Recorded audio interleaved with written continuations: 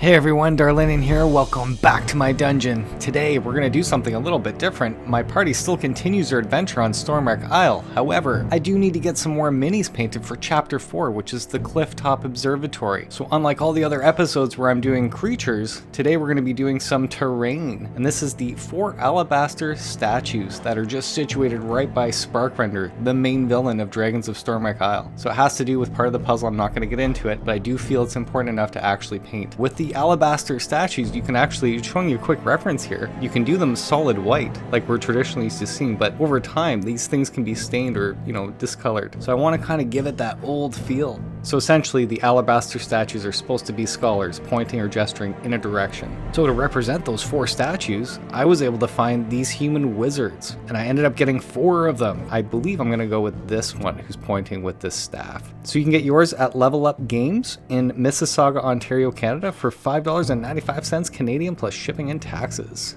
Looking at the back here, you can see they show you a colored illustration. I can absolutely see the different colors on this one.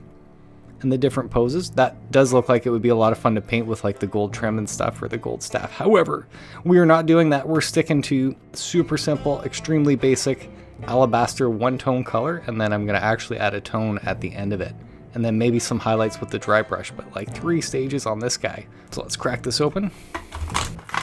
As you're seeing here, it comes with the 2 black bases, and then absolutely have to take a close-up look before we do anything with these guys. And I always say this, I love WizKids 3D miniatures, man, they are so cool. The detail at such a small scale is there. Just showing you up close. Again, I do want to use this guy. Speaking to the adventure without spoiling it, this would just be easier on the party to kind of decipher a puzzle. Look at that, very cool. Even though I'm not going to be painting this guy. In the description for the alabaster statues, it does say it's a 10-foot statue. So what I recommend, just to show you guys, using the Warlock Tiles stairs and ladder sets, 2 of them, because you need 4 of these blocks, you can actually adjust the height. This is the average height of a medium creature, which would be 5 to 6 feet, I want to say. You could use one of these, if not, just reduce the size, as I'm showing you right here. And so this would be closest to 10 feet, I want to say, side by side. So in your adventure, I recommend if you do have the Warlock tile sets like I do, just use that and have all 4 on each podium style thing, but I wouldn't paint this alabaster, just leave it on its own podium. Just my recommendation. That said, for today, again, we are going to be using the official D&D WizKids prismatic paint sets. There are 2 of them, the basic starter case and the intermediate case. I was able to get them at legendswarehouse.ca in Vaughan, Ontario, Canada. You can actually buy the individual paints and only spend a few bucks for each, so if that's what you want to do, just to see how things are and you already have some brushes or you want to get a starter set, I do always recommend this. There's an Army Painter brush set by Nulzer Marvelous Miniatures, so it's a D&D official one for like $20 Canadian. It gives you the standard base coat detail and dry brush. That said, if you do buy the prismatic paint cases, they each come with their own paintbrush. The basic set comes with a brush round number 1 multi-purpose. If you had the starter set, like I just recommend the Army Painter, that would be your base coat. The intermediate case, that one comes with the fine detail. It says brush round number 3/0. I have no idea what that means. Again, we're just going to keep it super simple. Use those 2 brushes, a few paints. So I'm going to show you right now. I do just want to stick with 2 colors. We're going to go with off-white for the entire thing, and then I'm going to use a sepia wash to get in the crevices. And I'm going to show you how that makes all of the little cracks and corners pop. We may do a dry brush later. And just to show you, this is the Citadel Color paint handle for like 10-15 bucks. What it does, once you have your base on, those black discs or a clear base I think is better, glue it on, but you don't need it. You can actually have your miniature pinned into one of these 2 circles at the top. It's a spring-loaded action there and it holds it, and then you have more versatility, flexibility, I want to say, excuse me. All right, all you need is a dish to hold some water so you can constantly rinse, and then a palette. I'm using a sushi dish. You can use a plate or anything, really, just something to put the paint on and then get it on your brush. And I also recommend to actually use some brush on primer. I'm using neutral gray here. This is the Army Painter. You can buy this individually too for like $4. It's a massive bottle compared to these small ones, so it will last you a long time, and we're going to end up diluting it. So to begin, when you open your bottle for the first time, just lightly squeeze the bottle and get rid of anything that looks like a clear liquid. You'll probably see some sort of darkness with that gray. Close the bottle and give it a good shake, and then check the consistency again. That looks pretty good to me. All right, for the entire coating of the body, again, we're just using one color. Let's use the multi-purpose brush. So just dab that into your water, but don't let the water off your brush, just keep it on. And then we wanna mix it to the edge of the gray primer and dilute it. We really want just the thinnest coat on this. I'm gonna put it on the largest part of the body and then spread it away from it as much as possible.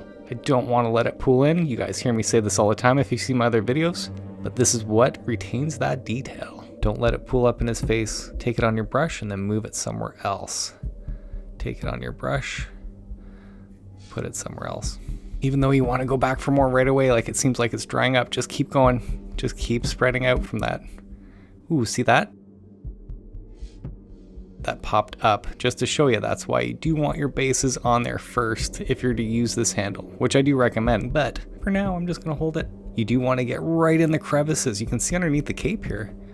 I'm pushing that brush underneath. I can't see that. I'm just feeling it out, literally. And then spreading down, because again, we're just getting it on the surface barely. You can even see light glistening off of it. Truly, it tells you it's wet, and then you can just move it away from that area to a drier spot. And I haven't gone back yet, and I've almost covered his whole body, and I can still see paint coming off my brush. Just a bit.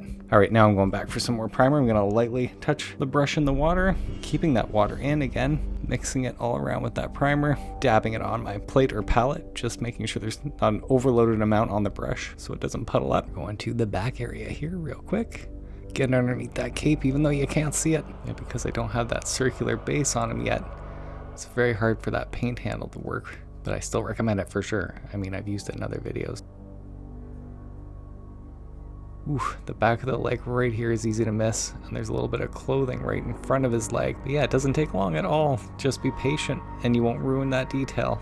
Just to show you real quick, it's not that noticeable, but here's the primed, the one on the left, one we just did versus the WizKids primed version. Okay, so I have 4 more of those guys to do, 3 more of them to do. So the next step we're gonna be using Off-White. This is in the basic starter case, which also comes with the brush we'll still be using, which is the multi-purpose. So again, I have to remind you before you shake, open the bottle up, squeeze what's remaining at the very top, see if there's any clear liquid or any inconsistency. Looks good to me. Just get rid of a little bit at the top, close it up, give it a good shake for about 5 seconds, I want to say. I think that's good. So get your multi-purpose brush, wet it, but you don't want to dilute this paint. You want to push your brush on the side of your bowl here, get rid of that excess water, and then dab it in, swirl that around. All right, let's try this. This should be good. Putting a little bit on my brush, not too much, don't want to pool it on. Bristle looks good, it doesn't have a puddle on top. And now I'm just gonna cover the entire body, but again, just like the primer, we're trying to get as much on the surface as quickly as possible, spreading it out. Here we go. Oh yeah, very cool. Love painting these guys. Keep spreading that stuff all over the place, man. Make sure you keep the detail in the face by getting rid of all that paint in the area, but spreading it everywhere. Get it everywhere, man. Around the neck. And under the beard here. Having to put the bristle underneath there just gently. Continually spreading. Have not gone back for more yet, because I can see it still going onto his body. There. So now that you can see on my brush, just as an example here, there's hardly anything coming off. It's barely there. Okay, so now we can go back for more. Wet that brush, get rid of the excess water, get it in the paint, and then usually I dab it on my palette a couple times just because I feel like I always overdo it. Back to his back. The cape along the sides of the cape, very easy to miss. Keep spreading it, man. See, I feel like I can't see that detail on the top. There we go. Going horizontally, revealed those details. Again, horizontally on the bottom here, I can see more of those lines now. So easy to let that paint dry up, man, and take all that detail. It's scary, kind of, you know, that would be the only thing you're kind of rush. You know, I'm telling you to be patient, but don't be so patient that you let the paint dry as you're trying to get it on all of the surface. That's why you don't want to put too much paint on. You'll puddle it up, you'll start working on it, and it's already drying in that puddle. Going back to wet the brush. I'm actually going to need to put more paint on the palette. So now that we've used it once, you just shake it before you squeeze some more out. Just for a few seconds, and then a drop. Making sure that brush is wet, but not taking all that water onto the brush, and then touch of paint without too much on the brush.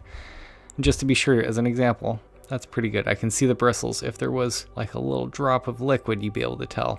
That would be too much. Right underneath here again, like the primer. Right under there. Let's work on the back of his leg here. You can see that's untouched. That is tricky. Yeah, it's a flap. You can barely see it. My paintbrush is touching my thumb's covering right there. Right there, there's a shadow, unfortunately. Let's keep the detail of his fingers there. Just lightly brushing over top. Do not paint the base that color. We're gonna go back with gray primer at the end to touch it up. But yeah, you don't wanna paint at all. You just wanna get his feet. So for the first coat, that is pretty good. You are definitely seeing that gray show through, and I was expecting that. But after number 2, it shouldn't. Wet that brush, make sure you got enough paint on the palette, and then do the other 3 the same way.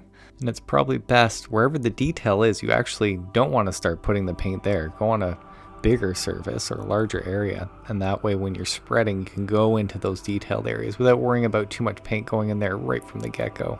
Keep moving that paint. Keep moving it. You will be rewarded.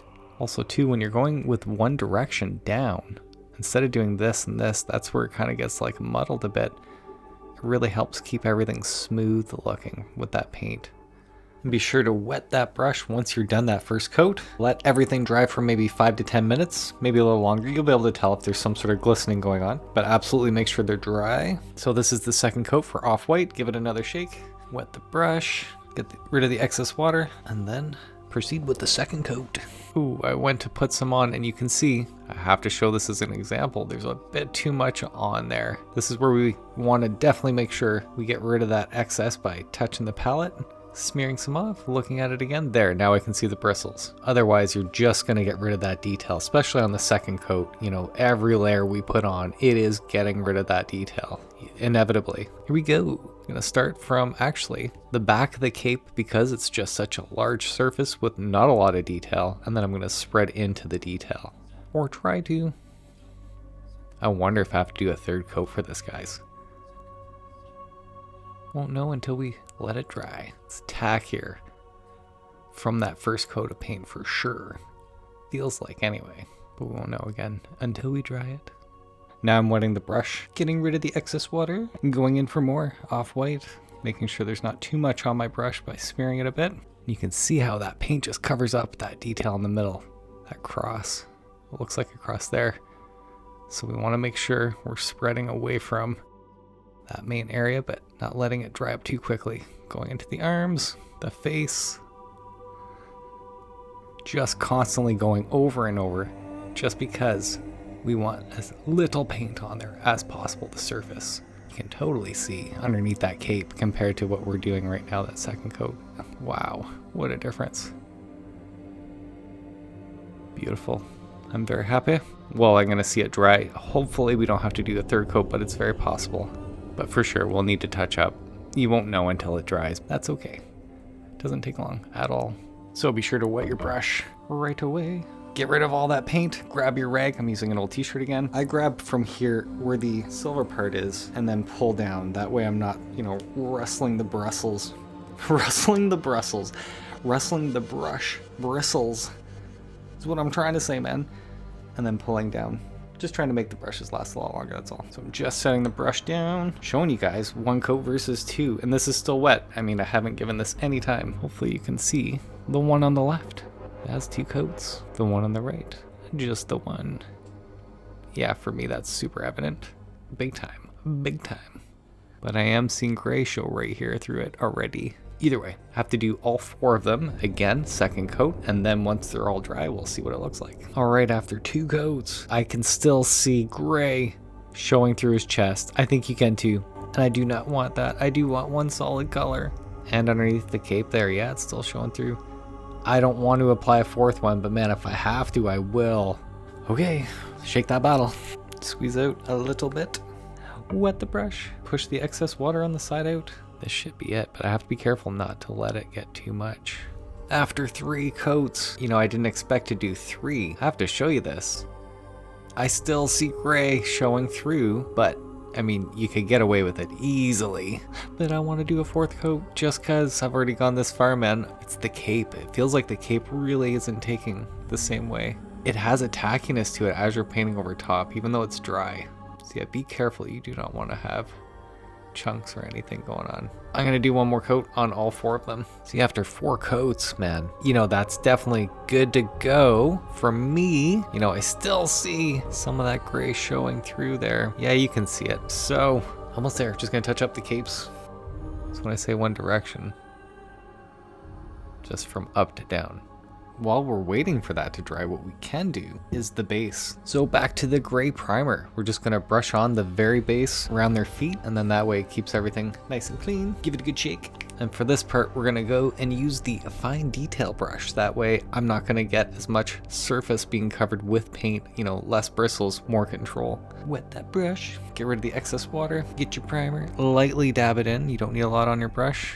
We're gonna go around the feet. Like so, sliding it near the foot and getting closer and closer each time until I can see where it's touching. It doesn't take long at all. It's hard to see underneath here. I can't even see. Wetting the brush, going back to the primer. I'm not trying to dilute the primer. I am using it more of a paint here. Not sure if you're able to see it, but I can see just barely. That's the dry there. So that's 1 out of the 4. When you're done, wet that brush, get your rag. Dry it. You can set that down, let it all dry for 5-10 minutes again, come back to it, and then we're going to do some tones. And we're going to do that with the sepia wash that comes in one of the prismatic cases here. So it's just like water, unlike the other paints. I don't think you have to release any at the top in the very beginning. You just shake it. And we're going to stick to the fine detail because again, I'm just tracing all of the crevices to make everything pop in 3D to give it like a tone. Hardly any on the palette. And you just want to touch your bristles on it. You're not trying to overload it and actually get any remaining off of your bristles. Just, you know, run it along your palette after. No joke. You just want the smallest amount on. Less is more. And here we go. Ever so lightly. Just touching. Just touching. That's it. Tracing that line going down. See these lines right here? We're just touching in between them. Right in here along the line. Underneath it, I should say, not on top. Just going back for more, a little bit more, and then I'm gonna put some on my palette there. Just gently trace those lines. I hardly have any on my brush. I'm just touching those crevices and it's taking ever so lightly, grazing. And by grazing, that way you're not pushing it down. I haven't gone back, I'm just trying to get and trace the inner lines, the depth. In real life, it doesn't seem that strong, but when I tilt it like this in the camera, it looks strong. Oof. Have to be careful. Be patient. So again, going for more, but just taking all of it off of the brush. I mean, pretty much all of it. Let's go to the arm here, right on the inner sleeve, trying to trace that line. Ow. Just like that. Oh, I put too much on already. It's good practice for you, that's for sure. Better to do it on these statues than one of your player characters, man. Because it can ruin your mini if you're just throwing it on. All of these crevices here, I haven't gone back. Oh, that's way too much again. I put too much pressure. That's incredible just how precise and sensitive that is. Not sure how that's gonna turn out, to be honest with you. I'm not happy yet, man, but it hasn't dried. Let's try and get around that cross.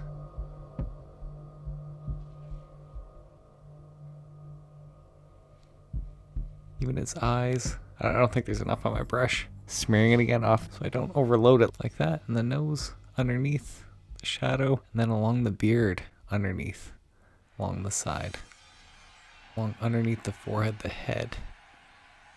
Right there. Have to wait till that dries to really see. Those are very strong lines on there. That's definitely showing. Ooh, that's definitely showing. See, that paint's already chipped there, but there's a lot of coats on there, man. So we're gonna go on this pant leg, try and trace that without putting too much on. Oh, that's crazy. I'm barely touching, guys, barely. I'm gonna keep doing this. Yeah, that's, when I say none on your brush, that's pretty much what I'm saying. You see how it is showing? Barely? I'm putting pressure now. But that's way more in my control than having these dark lines. Whew. Okay, so dabbing it again, taking all of it off my brush, and now going to try in the back of the cape. I'm gonna do my best to get around these little blocks, tracing them. Barely, hopefully. Oh, now I can see.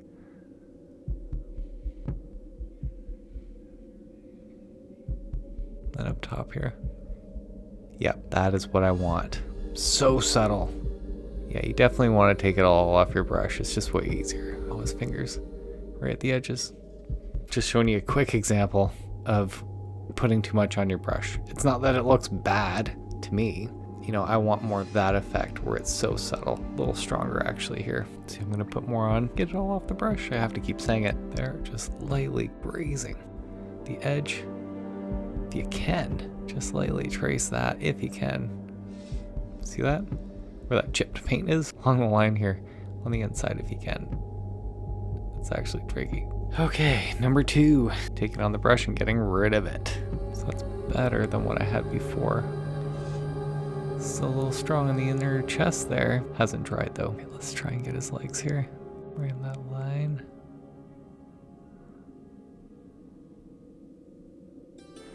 One this way, one that way. Let's go up here on the pant a bit. Just getting rid of what was on my brush. I do not want to go back for more yet. Like I can kind of just paint now around those crevices and not worry about it being streaky. See how I'm just going over top of the chest like that? Now I'm trying to make it look like it is part of the same thing instead of 2 different colors. So even though I made it strong in the crevices, I think it's okay now to kind of smear away from it into that off-white, where you want it to look like it is meant to be the same thing. And then you can lightly brush around the other spots so it kind of blends in. And it looks like once you hardly have any on your brush. Careful your detail, you don't want to wreck the bristles, but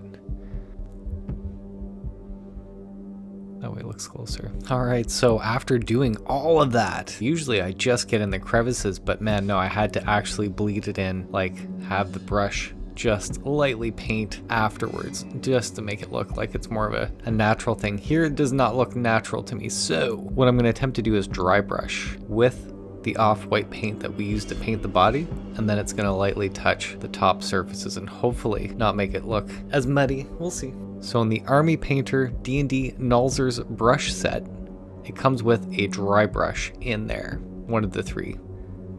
So we're going back to the off-white. Don't forget to shake vigorously. Don't want too much paint on your palette. Then you get your dry brush without wetting it. Just dab it into that paint. Grab that rag that you had earlier, and you're just painting it onto the rag until you hardly have anything on. Hardly anything. Like that left and right. Here we go. This is how easy it is, just whether or not it's gonna work well. I'm just gonna go in one direction. I'm gonna go from down to up, see what happens. Yes, that's better already. It's lightening up all of that dark blotchy stuff. Oh, that's cool. Okay, you're just going over top again, one direction like this. I'm gonna try and reduce that. I'm gonna add some to my brush, get some going, and then wipe it again on the rag, back and forth, holding it down here. That way I can go left and right. And you think it's off the brush, man? It is not. Check it out. This should bring that tone. Oh yeah, right away. Right here in the arms too. So wherever it's dark, I'm just gonna go over top of it with the dry brush like this in one direction. Oh yeah, man, that's awesome actually. I did not expect it to totally solve the problem and make it look more realistic. I was just hoping to mute it, but yeah, it's blending everything in beautifully. So even right here, you know, that's okay, but I want to mute it. Even down here, that's a little too dark because everything looks so nice now. One direction, just across. Look at that. Instantly just, it's like erasing it, which is amazing. So that is closer to what I wanted, like the end result to be. Slightly stained color, just slightly. So I'm gonna go to the other one and see if I can do the same thing here. I'm happy with all of this toning here. I don't want to reduce that. It's just this one spot. Over and over and over. I'm just gonna keep repeatedly going over that spot. Didn't need to add any to my brush. Crazy cool. Still happening. Yep, it's still able to. Yes, guys. Honestly, wow. So dabbing that paintbrush. Haven't wet it. Remember, dry brush. Then get it on your cloth. Go left, right, over and over and over. Trying to get all of it off, basically. And that's what gives this the awesome effect. Ooh, I do not like that cape. Yeah, that's brutal. I don't know if you can see that, how quickly I just corrected that. Oh yeah, man, just the subtle effect, giving it that old alabaster feel. All right, I'm gonna let that dry. As you can see, there's some specks going on, but other than that, I'm just gonna get some gray primer, touch that up with the fine detail, Then you want to wet your dry brush now, clean that off completely. And now that I've wet the dry brush to clean it, you cannot go back to it. It's not going to take well. Just let that dry first. And then quickly back to the gray primer just to touch up those bases using the fine detail brush. Wetting the brush, dabbing it into the paint, touching the palette a bit, getting rid of some of that, doing all 4 of these bases really quick. And then if you accidentally touch the foot, just go back to off-white. Awesome. All right, I'm gonna do that to all 4 of them.